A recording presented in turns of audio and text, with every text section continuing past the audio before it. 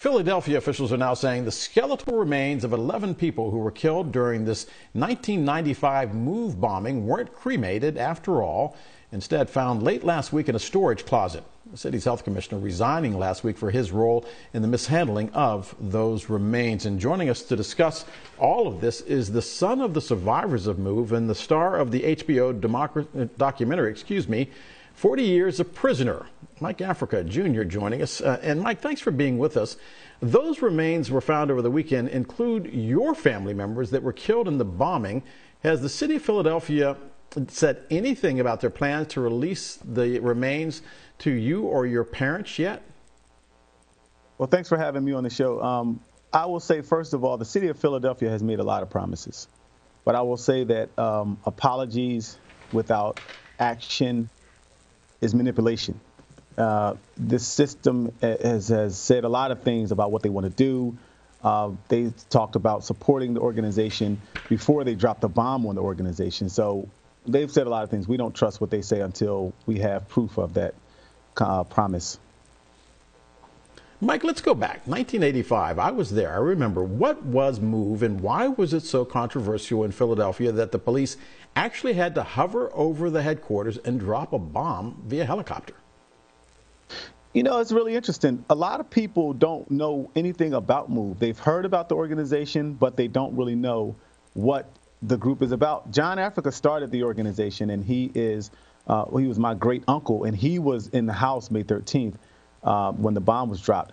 The organization's mission is to simply protect life and to give other people the encouragement to protect life too. And when we say life, we're talking about people, animals, and the environment. But when you have a mission like that and you're talking about protecting the air and environment, you see how environmentalists are treated by government and by officials. You see how animal rights activists are treated when they really push on stopping the mistreatment of animals. So MOVE is no different. We're no different than the Black Panthers when we talked about the stopping the violence of police brutality. And so, you know, with all of that being said, the government felt that they wanted to eliminate us for us speaking out. And May 13th was an example of one of their attempts. You know, it's fascinating because I remember watching the images when they play it out on the TV screens in 1985. It didn't make sense then. It doesn't make sense now that the level of police involvement was so great. Can you explain how this could happen in an American city? We watched MOVE. We also watched the Branch Davidian compound in Waco, Texas. Two examples, but in one case, they believed it might have been an accident. In MOVE, it was actually on purpose. Well, yeah, you know, I think we should stop separating governments from like American government or the Israeli government or the Colombian government. All governments seem to be the same. You know, they all want the people to comply with their rules. And if they don't, they come after them. And what we're seeing in Palestine right now, what we're seeing in Colombia right now, and what we have seen throughout the history of America, ever since the Europeans landed on the shores of this country and slaughtered the natives. This is all a continuation of a governmental system that's trying to gain power so that they can completely control everything and everyone in the entire world.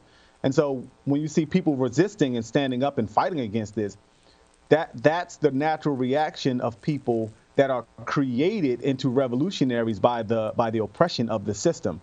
So we're all in this thing actually together, and the only way out of it is to stop the system from imposing on us. And Mike, you were born into this movement. Your parents were two of the people that were arrested on August 8th, 1978. Since you were a 13-year-old kid, you've been fighting to get your family out of prison. What's that been like? It's been rough. It's been hard. It's been like, you know, you're trying to get to this point where you see light at the end of the tunnel.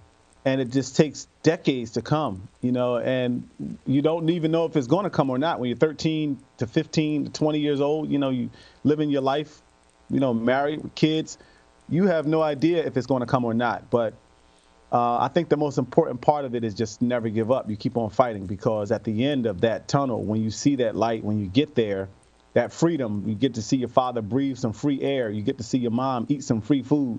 That's that's a really good feeling. And to know that I played a really important part in bringing them home, that's an even better feeling. Hey, Mike, now we find out that just last week, the remains of some of your family members weren't cremated, instead kept in a storage closet. Your reaction to that? Well, I think that there are a lot of pieces of information that we're finding out as we're into this investigation. We're finding out a lot of things. We're finding out that a lot of things were covered up. The government, the police actually shot and killed some of the members as they were trying to escape that burning house, and they were then thrown back into the fire. There's a whole lot of evidence that we're finding out.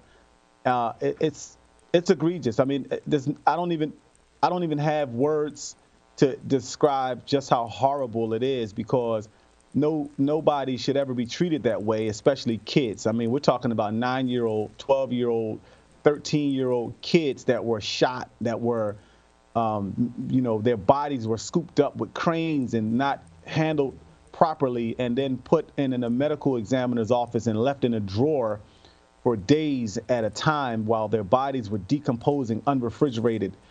It's horrible. No one should have to be in prison and learn that their child was burned to death or shot to death, or their head is missing, or all of these things that we're finding out now is terrible.